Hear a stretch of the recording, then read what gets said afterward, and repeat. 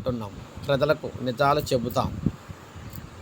చంద్రబాబు రాష్ట్రం ఆర్థిక ఇబ్బందుల్లో ఉన్న ఒక్కో సమస్యను పరిష్కరిస్తున్నట్లు సీఎం చంద్రబాబు తెలిపారు.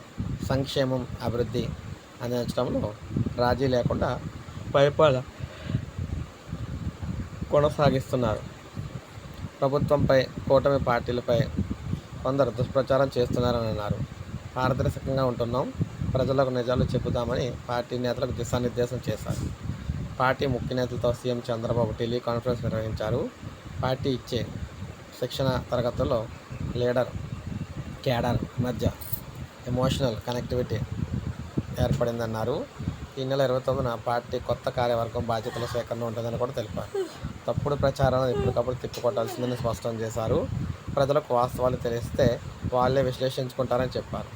ఎట్టి పరిస్థితుల్లో సంక్షేమ పథకాలు కావచ్చు, అభివృద్ధి ఫలాలు కావచ్చు, ఎక్కడా కూడా ఆగవని, రెండు కూడా బ్యాలెన్స్ చేసుకుంటూ తీసుకువెళ్తానని చెప్పారనమాట. సో ఈ నేపథ్యంలో ఖచ్చితంగా